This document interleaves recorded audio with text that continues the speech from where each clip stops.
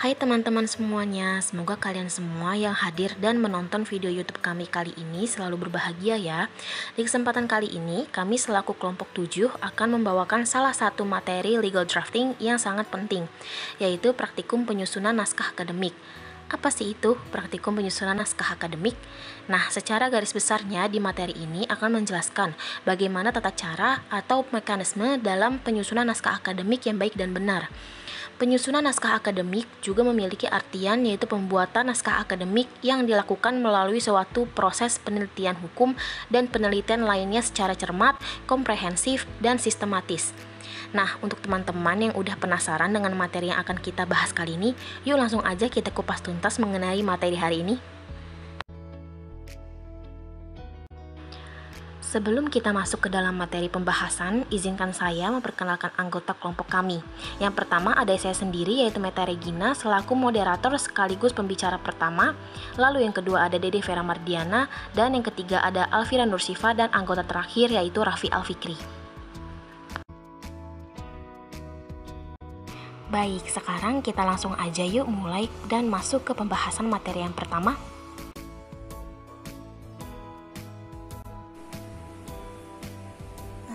Baik, yang pertama akan kita bahas yaitu apa sih pengertian naskah akademik itu sendiri.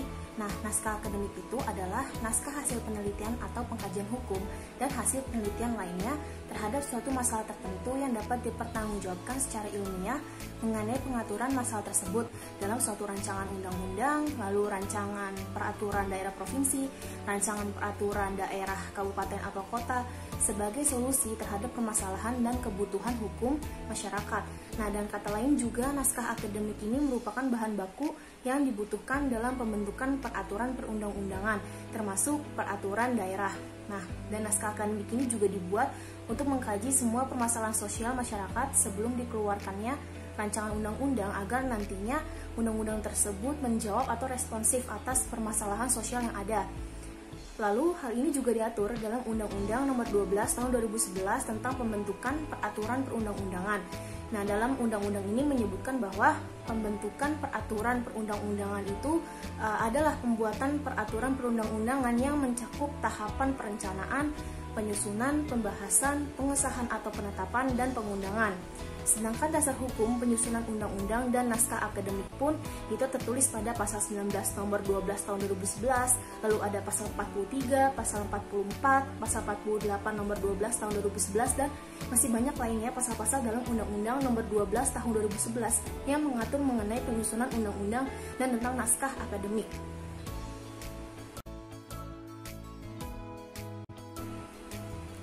Lalu, dalam penyusunan naskah akademik itu sendiri wajib kita perhatikan sistematikanya, yaitu sistematika naskah akademik. Nah, apa aja sih yang masuk ke dalam sistematika naskah akademik? Nah, baik, jadi sistematika naskah akademik itu terdiri atas yang pertama ada judul, lalu kata pengantar, lalu daftar isi, kemudian ada bab 1 pendahuluan, kemudian ada bab 2 kajian teoritis dan praktik empiris, lalu yang ketiga ada bab 3 evaluasi dan analisis peraturan perundang-undangan terkait, lalu bab 4 landasan filosofis, sosiologis dan juga yuridis, lalu bab 5 ada jangkauan, arah pengaturan dan ruang lingkup materi muatan undang-undang, peraturan daerah provinsi atau peraturan daerah kabupaten atau kota, lalu yang bab 6 penutup. Dan juga ada daftar pustaka dan juga lampiran rancangan peraturan perundang-undangan. Nah, mengenai pembahasan lebih lanjut mengenai pengertian dari tiap bagian sistematika naskah akademik akan dijelaskan oleh setiap pemateri dari kelompok kami.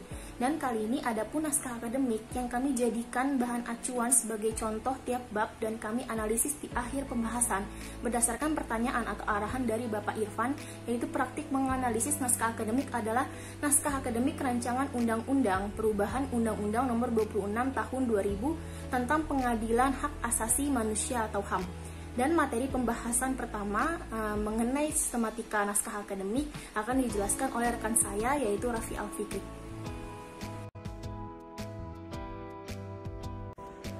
Halo teman-teman sekalian. Nah, pada kesempatan kali ini saya akan mencoba menjelaskan kepada teman-teman tentang tata cara atau mekanisme pembuatan naskah akademik. Nah, seperti yang telah disampaikan oleh moderator sebelumnya, Moderator menyebutkan ada 6 bab pembuatan naskah akademik ini, dan pada kesempatan kali ini saya akan menjelaskan tentang pembuatan judul hingga bab 1. Nah, isi dari bab 1 itu sendiri, yang pertama ada latar belakang, yang kedua ada identifikasi masalah, yang ketiga ada tujuan atau manfaatnya gitu, yang keempat ada metode. Nah, mari kita bahas satu-satu. Yang pertama kita akan bahas tentang judul. Nah, judul di sini berfungsi sebagai apa? Pasti teman-teman tahu. Soalnya kalau kita membuat suatu tulisan, pasti kita di sana menyampaikan judul supaya orang tahu kita bahas tentang apa. Begitu pula dengan naskah akademik. Nah, fungsinya judul itu supaya orang-orang tahu tujuan kita merubah undang-undang, tujuan kita membuat undang-undang itu apa, begitu teman-teman. Dan kalian itu mau membuat undang-undang apa gitu, mau merubah undang-undang apa gitu. Nah, di situ bisa kita tuangkan di dalam judul gitu. Nah, nanti saya akan memberi sebuah contoh yang akan saya taruh di dalam video ini nanti.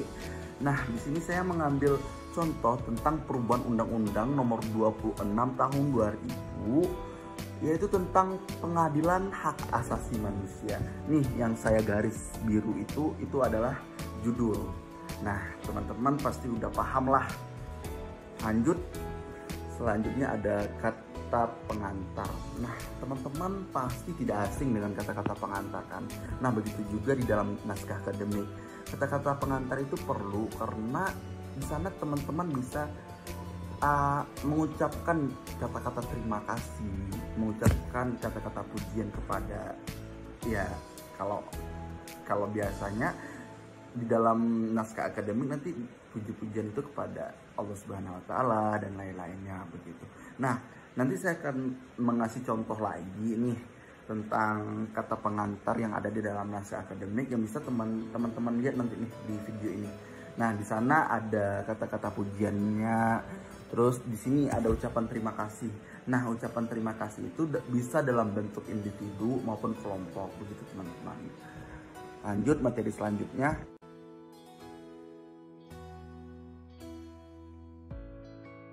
Selanjutnya teman-teman, kita akan membahas tentang pembuatan daftar isi. Nah, pembuatan daftar isi di dalam naskah akademik itu sebenarnya tidak ribet dan sama kayak kita membuat daftar isi pada umumnya. Dan di sana terdapat subbab-subbab yang akan kita bahas di dalam naskah akademik ini.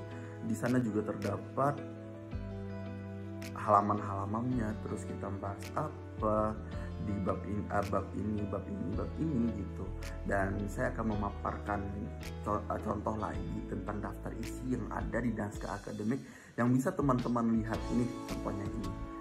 Nah, selanjutnya kita masuk kepada pembahasan bab 1.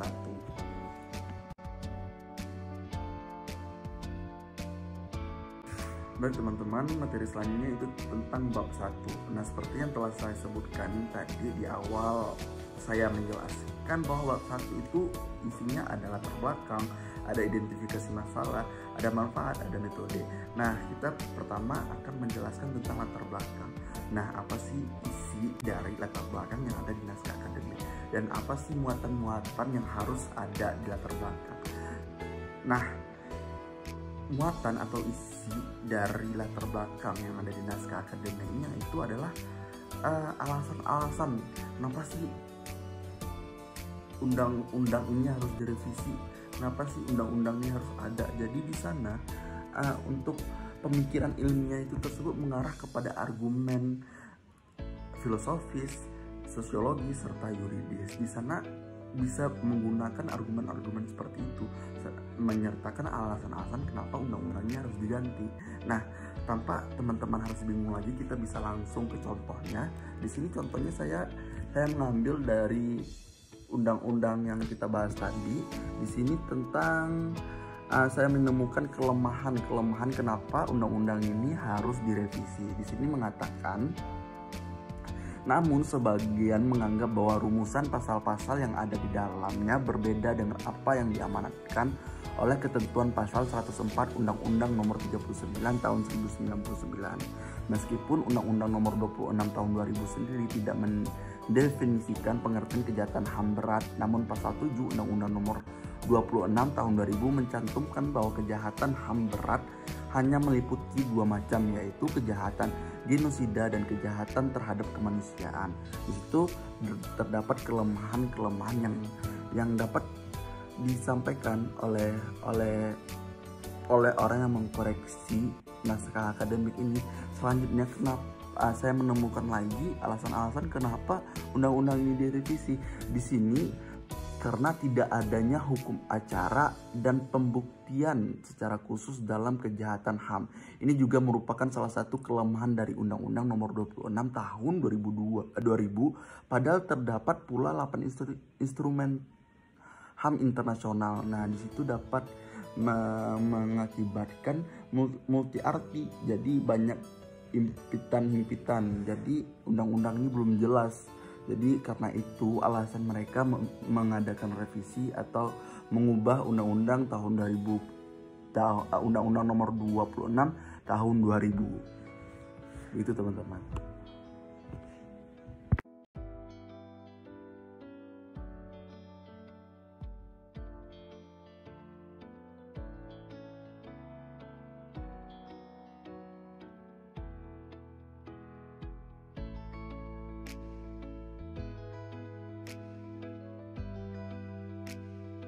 Nah, selanjutnya kita akan membahas tentang identifikasi masalah. Ini pada bab 1 juga ya teman-teman.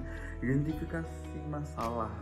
Nah, kalau di makalah identifikasi masalah ini sama seperti rumusan masalah. Nah, di dalam identifikasi masalah itu harus ada pertanyaan-pertanyaan. Biasanya kalau kita buat pertanyaan pasti diawali dengan 5W1H gitu, betul kan teman-teman? Nah, begitu juga di naskah akademik ini, di identifikasi masalah itu dia berupa pertanyaan-pertanyaan.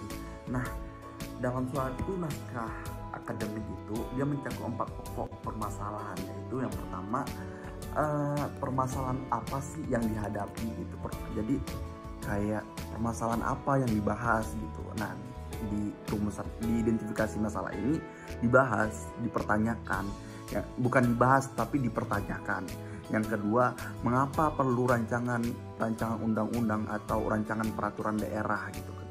Jadi mengapa sih perlu gitu. Yang ketiga, apa yang menjadi pertimbangan atau landasan filosofis, yuridis atau sosiologis gitu dalam pembentukan perancangan undang-undang. Yang terakhir, apa sasaran yang akan diwujudkan. Nah, di dalam pokok-pokok identifikasi masalah itu, nah ada 4 itu pokoknya yang telah saya sebutkan tadi. Nah, daripada teman-teman bingung lagi, langsung saja ya kita masuk kepada contoh. Nah, contoh di sini saya paparkan dalam Undang-Undang Nomor 26 Tahun 2000 yang akan direvisi. Di sini ada nih, teman-teman bisa baca. Yang pertama, apakah isi materi dari undang-undang ini sudah sesuai dengan amanat Undang-Undang Nomor 39 Tahun 1999. Yang kedua, apakah istilah-istilah atau rumusan norma yang ada dalam Undang-Undang Pengadilan HAM saat ini menimbulkan permasalahan atau interpretasinya. Nah, yang poin pertama tadi sesuai dengan permasalahan apa sih yang dihadapi gitu. Nah, itu bisa dipertanyakan kan. Di sini mereka mempertanyakan gitu, apakah isi materi itu sudah sesuai dengan undang-undang dengan nomor 39 tahun 1999. Nah, yang ketiga, bagaimana kewenangan penyidik dan penyidikan yang ideal dalam penanganan perkara kejahatan HAM. Dan di sini mereka juga mempertanyakan tentang apa yang menjadi pertimbangan gitu. Jadi mereka menanyakan apa pertimbangannya gitu. Terus bagaimana masalah pemberian kompensasi itu permasalahan yang ada di identifikasi masalah ini, itu permasalahannya. Terus ada bagaimana kewenangan institusi politik, bagaimana masalah penyelesaian kejahatan HAM. Nah, itu kan permasalahan-permasalahan yang ada di dalam Undang-Undang Nomor 26 Tahun 2000 ini. Nah, itu yang diidentifikasi masalahnya seperti itu teman-teman.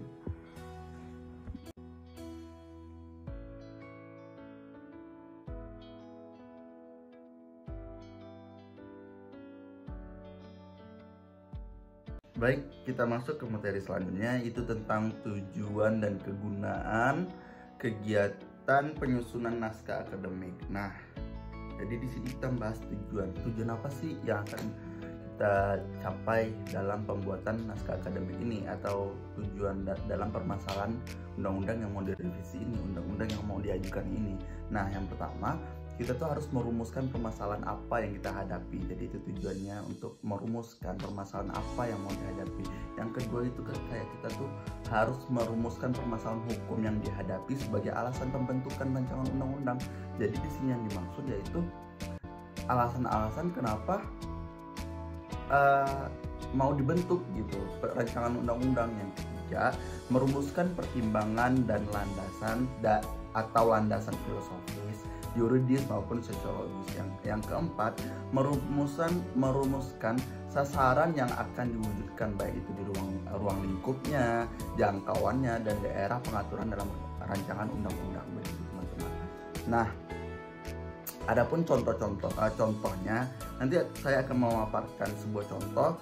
Nah, kita ngambil contoh dari perubahan Undang-Undang Nomor 26 Tahun 2000. Sama seperti contoh sebelumnya, di sini mereka menuliskan tujuan dan kegunaannya. Yang pertama, di sini teman-teman bisa baca sendiri, merumuskan isi materi Undang-Undang Pengadilan HAM yang sesuai dengan amanat Undang-Undang Nomor 39 Tahun 1999. Nah, di sini udah jelas nih tujuan yang pertama, yaitu untuk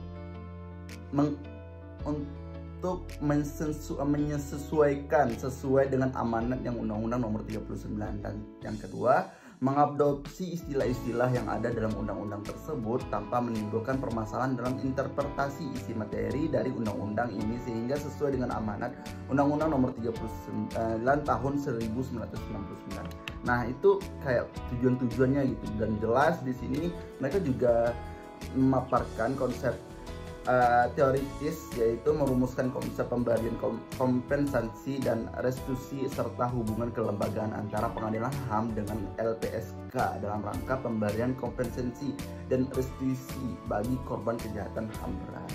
Nah, jelas di sini yang dimaksud dengan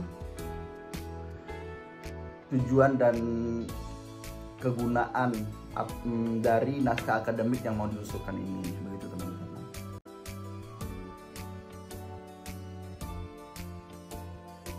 Baik teman-teman sekalian, selanjutnya kita masuk materi, yaitu materi metode. Dan materi metode ini merupakan materi terakhir dalam bab 1. Pada dasarnya, pembuatan naskah akademik itu merupakan metode penyusunan. Jadi di sini di dalam naskah akademik itu, dalam metode itu ada dua metode. Pertama, metode yuridis normatif.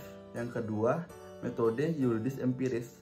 Nah, pengertiannya masing-masing yaitu, kalau metode yuridis normatif ini dia bisa melakukan dengan studi kasus seperti wawancara, terus mengkaji hal-hal yang banyak referensinya, begitu teman-teman. Sedangkan yang yuridis empiris ini dia merupakan kayak penelitian, itu kayak menyebarkan kuesion kepada orang-orang, begitu teman-teman. Jadi membedakannya itu cukup cara memakainya, begitu teman-teman. Sedangkan yang normatif dia bersifat seperti wawancara, rapat, atau grup diskusi seperti itu. Sedangkan yang empiris dia menggunakan seperti kuesioner dan lain-lainnya, begitu teman-teman. Saya harap teman-teman bisa mengerti dengan penjelasan saya. Tanpa memperpanjang penjelasan, kita langsung masuk ke pengertian. Kita masuk ke contoh. Di sini contohnya sendiri, kita mengambil contoh yang Undang-Undang Nomor 26 Tahun 2000. Di sana metode penelitiannya sudah disebutkan. Teman-teman bisa lihat. Di sini yang saya garis biru itu, cara melihatnya pun di sini melihat dengan sisi yuridis normatif. Jadi dalam pembuatan naskah akademik perubahan Undang-Undang Nomor 26 Tahun 2000 di sini menjelaskan kalau metode penelitian di sini yang dipakai itu metode yuridis normatif. Karena apa? Di sini mereka juga menuliskan. Di sini mereka fungsi data primer, terus melalui fokus grup diskusi yang diselenggarakan sebanyak 2 kali dalam penyusunan naskah akademik ini.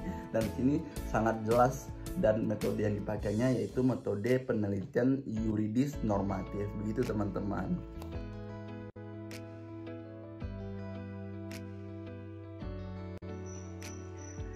Baik, saya akan menjelaskan materi selanjutnya yaitu bab 2, kajian teoritis dan praktik empiris. Bab ini memuat uraian mengenai materi yang bersifat teoritis, asas, praktik, perkembangan pemikiran, serta implikasi sosial, politik, dan ekonomi.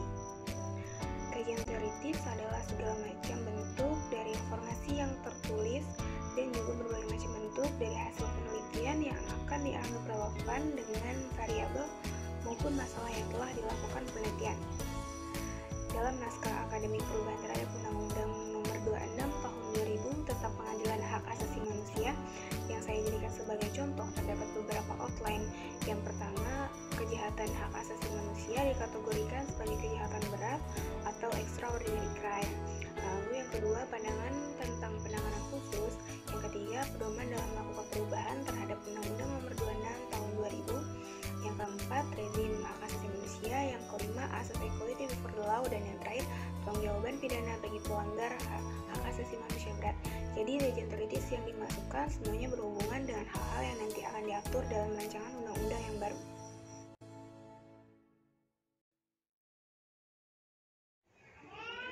Selanjutnya, kajian terhadap asas atau prinsip yang terkait dengan penyusunan norma.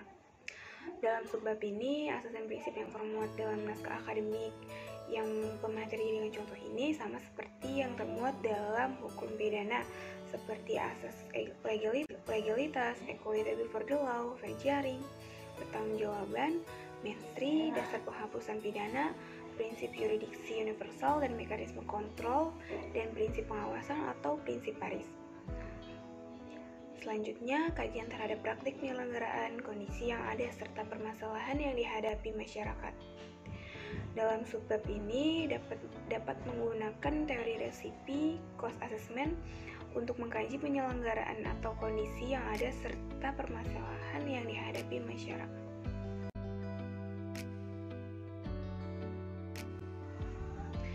Selanjutnya, kajian terhadap implikasi penerapan sistem baru yang akan diatur dalam undang-undang atau peraturan daerah terhadap aspek kehidupan masyarakat dan dampaknya terhadap aspek beban keuangan negara. Dalam subbab ini, perancang mulai memasukkan poin-poin yang seharusnya diperbaiki dalam rancangan undang-undang yang baru. Jadi subbab ini berisi rumusan, ide-ide, norma-norma yang seharusnya dirubah dari peraturan yang lama dan yang belum ada di peraturan yang lama. Selanjutnya, bab 3, evaluasi dan analisis peraturan perundang-undangan terkait. Bab ini memuat hasil kajian terhadap peraturan perundang-undangan terkait yang memuat kondisi hukum yang ada, keterkaitan undang-undang dan peraturan daerah baru dengan peraturan perundang-undangan lain, harmonisasi secara vertikal dan horizontal, serta status dari peraturan perundang-undangan yang ada. Jika dibuat anatomi atau kerangka, bab ini memuat 3 hal. Yang pertama, kondisi hukum atau peraturan perundang-undangan yang berlaku saat ini. Yang kedua, posisi undang-undang atau peraturan daerah yang berkaitan dengan substansi yang diatur. Yang ketiga, status dari peraturan perundang-undangan yang ada. Dalam Undang-Undang Nomor 26 Tahun 2000, dia langsung mention peraturan yang terkait dengan substansi tentang pengadilan hak asasi manusia, seperti yang ada pada contoh di mana dia mention pada pasal 28 Undang-Undang Dasar 1945 yang memberikan perlindungan hak asasi manusia terhadap masyarakat. Jadi karena Undang-Undang Nomor 26 ini membahas tentang pengadilan HAM, maka peraturan yang dimention ini memiliki relevansi dengan undang-undang tersebut.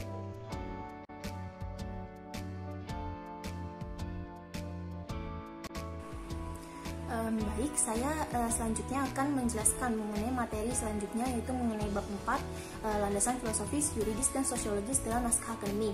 Yang pertama yaitu ada landasan filosofis. Nah, jadi landasan filosofis itu adalah pertimbangan atau alasan yang menggambarkan bahwa peraturan yang dibentuk itu mempertimbangkan pandangan hidup, kesadaran, dan cita hukum yang meliputi suasana kebatinan serta falsafah bangsa Indonesia yang bersumber dari Pancasila dan pembukaan Undang-Undang Dasar Negara Republik Indonesia tahun 1945. Nah, contoh landasan filosofis dalam naskah akademik rancangan Undang-Undang Perubahan Undang-Undang Nomor 26 Tahun 2000 tentang Pengadilan Hak Asasi Manusia atau HAM itu sendiri adalah penciptaan rasa keadilan dalam masyarakat yang menjadi amanat dari Pancasila. Menjadi penting karena ini adalah cita dari hukum yang pada hakikatnya adalah pencapaian suatu rasa keadilan. Nah, dalam rangka pemikiran tentang keadilan yang ingin dicapai dalam suatu penanganan kasus kejahatan HAM yang dilaksanakan oleh suatu pengadilan HAM adalah keadilan bukan hanya secara substantif tetapi juga dalam kacamata prosedural. Nah, lalu yang kedua ada landasan sosiologis. Nah, landasan sosiologis ini merupakan pertimbangan atau alasan yang menggambarkan bahwa peraturan yang dibentuk untuk memenuhi kebutuhan masyarakat dalam berbagai aspek. Dan landasan sosiologis ini juga sesungguhnya menyangkut fakta empiris mengenai perkembangan masalah dan kebutuhan masyarakat dalam negara. Dan juga landasan sosiologis dalam naskah akademik rancangan Undang-Undang Perubahan Undang-Undang Nomor 26 Tahun 2000 tentang Pengadilan Hak Asasi Manusia ini sendiri adalah kejahatan HAM berat yang terjadi di Indonesia, yang terutama mencakup kejahatan terhadap kemanusiaan, lalu genosida dan kejahatan perang yang menuntut penanganan serius dari negara-negara termasuk Indonesia. Nah, tetapi pengadilan HAM belum memasukkan kejahatan perang dalam salah satu yurisdiksinya. Nah, sementara diskursus kejahatan perang dengan gambaran kengerian yang menyertainya seperti pembersihan etnis, eksekusi tahanan, lalu pemerkosaan massal, pemborbardiran kota, percobaan senjata biologis dan sebagainya itu selalu aktual dari masa ke masa. Nah, berdasar pemikiran tersebut, maka perubahan terhadap Undang-Undang Nomor 26 Tahun 2000 itu perlu dilakukan. Dan yang terakhir itu ada landasan yuridis. Nah, landasan yuridis itu merupakan pertimbangan atau alasan yang menggambarkan bahwa peraturan yang dibentuk untuk mengatasi permasalahan hukum atau mengisi kekosongan hukum dengan mempertimbangkan aturan yang telah ada, yang akan diubah atau yang akan dicabut, guna menjamin kepastian hukum dan rasa keadilan masyarakat. Lalu, landasan yuridis itu juga menyangkut persoalan hukum yang berkaitan dengan substansi atau materi yang diatur, sehingga perlu peraturan perundang-undangan yang baru. Lalu apa aja sih yang terkait beberapa persoalan hukum itu? Nah, antara lain itu ada peraturan yang sudah ketinggalan, lalu peraturan yang tidak harmonis atau tumbang tindih, lalu jenis peraturan yang lebih rendah dari undang-undang sehingga daya berlakunya lemah, lalu peraturannya sudah ada tetapi tidak memadai, atau peraturannya memang sama sekali belum ada.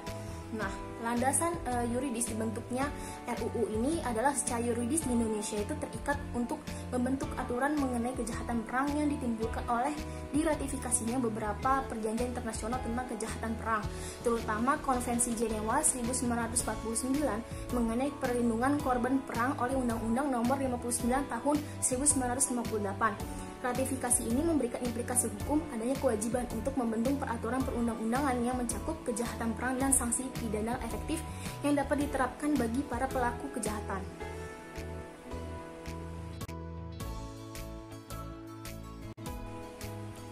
Beralih ke bab 5 yaitu jangkauan, arah pengaturan, dan ruang lingkup materi muatan undang-undang. Di dalam bab ini itu dijabarkan mengenai kompetensi yang ingin dicapai seperti sasaran apa yang akan diwujudkan, arah dan jangkauan peraturan, dan juga ruang lingkup materi muatan. Nah, ada pun beberapa hal yang menjadi kajian dalam bab ini, yaitu yang pertama, naskah akademik pada akhirnya itu berfungsi untuk mengarahkan ruang lingkup materi muatan rancangan undang-undang atau raperda yang akan dibentuk. Lalu dalam bab ini, sebelum menguraikan ruang lingkup materi muatan, dirumuskan sasaran yang akan diwujudkan, arah dan jangkauan pengaturan. Yang dimaksud di sini adalah adanya kompetensi yang ingin dicapai seperti sasaran yang akan diwujudkan, yaitu dengan diundangkannya undang-undang ini setidaknya memberikan kesempatan untuk membuka kembali kasus pelanggaran HAM berat yang pernah terjadi di Indonesia sebelum diundangkannya Undang-Undang Pengadilan HAM sebagaimana diatur dalam pasal 43 sampai 44 tentang pengadilan HAM ad hoc dan pasal 46 tentang tidak berlakunya ketentuan kadaluarsa dalam pelanggaran HAM yang berat. Nah, masuknya ketentuan tersebut dimaksudkan agar kasus-kasus yang terjadi sebelum diundangkannya Undang-Undang Nomor 26 Tahun 2000 tentang Pengadilan HAM dapat diadili. Lalu materi ini didasarkan pada ulasan yang telah dikemukakan dalam bab sebelumnya. Nah, bagian ini itu merujuk kepada ulasan seperti contohnya itu permasalahan sosial yang berdasarkan landasan-landasan di bab sebelumnya yaitu bab 4. Jadi di bab ini itu seperti menguraikan atau mengembangkan apa permasalahan sosial yang sudah dikaji pada bab 4 sebelumnya. Nah, lalu selanjutnya mengenai ruang lingkup materi pada dasarnya itu mencakup yang pertama yaitu ketentuan umum, memuat rumusan akademik mengenai pengertian istilah dan frasa, lalu memuat materi yang akan diatur, kemudian ketentuan sanksi, dan yang terakhir ketentuan peralihan. Baik, materi selanjutnya akan disampaikan oleh rekan saya yaitu Alfira Nursifa.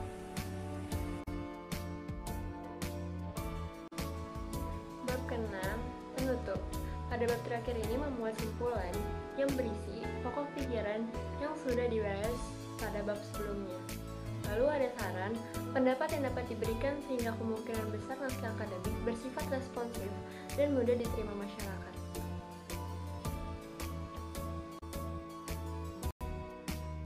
Daftar pustaka ialah rujukan atau referensi sehingga menjadi sumber bahan penyusunan naskah akademik.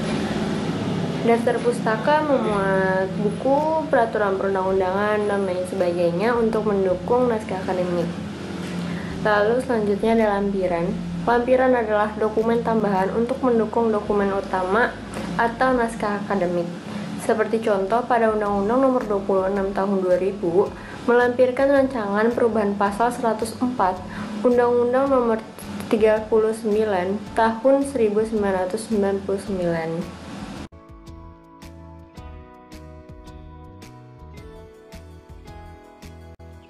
Baik teman-teman sekalian, kami telah mencoba menjelaskan mekanisme pembuatan naskah akademik dari bab 1 sampai bab 6. Nah, tibalah kami akan menjawab pertanyaan Bapak Irfan selaku dosen pengampu legal drafting, yaitu beberapa hal yang harus diperhatikan dalam praktik menganalisis penyusunan naskah akademik. Nah, di sini ada 3 pertanyaan yang akan kami coba menjawab sebisa kami, dan jawaban pertama akan dijawab oleh teman saya. Selanjutnya, saya akan menjawab pertanyaan dari Bapak Irfan terkait analisis historikal penyusunan naskah akademik. Dalam naskah akademik tentang perubahan Undang-Undang Nomor 26 Tahun 2000 tentang Pengadilan Hak Asasi Manusia, cara merumuskannya tidak tepat karena sesungguhnya yang dipersoalkan oleh penyusun naskah akademik adalah masalah kultur dan struktur hukum, bukan masalah substansi hukum yang menuntut adanya pembentukan peraturan perundang-undangan. Karena secara prosedural dan kelembagaan, pada dasarnya undang-undang ini pun dinilai memiliki kelemahan. Di antaranya adalah masalah kewenangan, penyelidikan, dan penyidikan yang berada di bawah 2 lembaga yang berbeda, yaitu Komnas Hak Asasi Manusia dan Jaksa Agung. Belum lagi hadirnya undang-undang tentang perlindungan saksi dan korban yang melahirkan lembaga perlindungan saksi dan korban, yang hubungan dan mekanisme koordinasinya belum dicakup dalam undang-undang ini. Padahal sebagaimana diketahui secara umum, kewenangan terbesar LPSK pada upayanya memberikan perlindungan termasuk restitusi dan kompensasi pada korban kejahatan hak asasi manusia berat. Yang kedua, saya tidak menemukan nilai Pancasila yang hendak dicapai oleh penyusunan naskah akademik ini. Justru norma-norma yang disusun dalam naskah akademik ini bertentangan dengan Pancasila. Sebagaimana dalam naskah akademik menuntut adanya persamaan di mata hukum, namun mengkritik pula isi Undang-Undang Nomor 26 Tahun 2000 mengenai tidak diaturnya perihal melakukan perintah atasan karena hukum. Karena sejatinya pelanggaran atau pengurangan HAM tetaplah dinilai pelanggaran atau pengurangan HAM tanpa melihat adanya alasan dan tanpa dilihat oleh siapa saja termasuk aparat. Sehingga selain tidak mampu mengatasi persoalan sosial, maka akan menjadi masalah sosial yang baru, yakni tidak ada persamaan di mata hukum. Baik, saya akan mencoba menjawab pertanyaan Bapak yang terakhir, yaitu materi tentang sub lingkungan materi. Materi yang hendak diatur semestinya gimana, cakupan yang ada dalam naskah akademik yang saya kaji tentang memenuhi syarat ya yang ditentukan karena apa. Nah, di sini saya akan menjawab sesuai dengan contoh yang kami ambil. Mengingat amanat Undang-Undang Nomor 39 Tahun 1999, maka tim mengusulkan untuk membatasi isi materi muatan undang-undang ini karena rumusan-rumusan tentang hukum acara, penanganan kejahatan yang serius dan paling serius. Oleh karena itu, penamaan undang-undang dengan istilah pengadilan HAM dianggap tidak sesuai. Di sini digarisbawahi lagi, dianggap tidak sesuai. Tim mengusulkan istilah yang dipakai adalah pengadilan kejahatan HAM yang paling berat. Sementara terkait dengan perkembangan ketentuan material dalam Undang-Undang Nomor 26 Tahun 2000 diusulkan untuk mengamandemen ketentuan dalam pasal 104 Undang-Undang Nomor 39 Tahun 1999. Mungkin sekian yang bisa saya jawab pertanyaan dari Bapaknya. Saya harapkan teman-teman bisa puas dengan jawaban-jawaban yang telah kami sampaikan. Oleh karena itu, saya akan mengembalikan lagi ini kepada moderator. Sekian, terima kasih.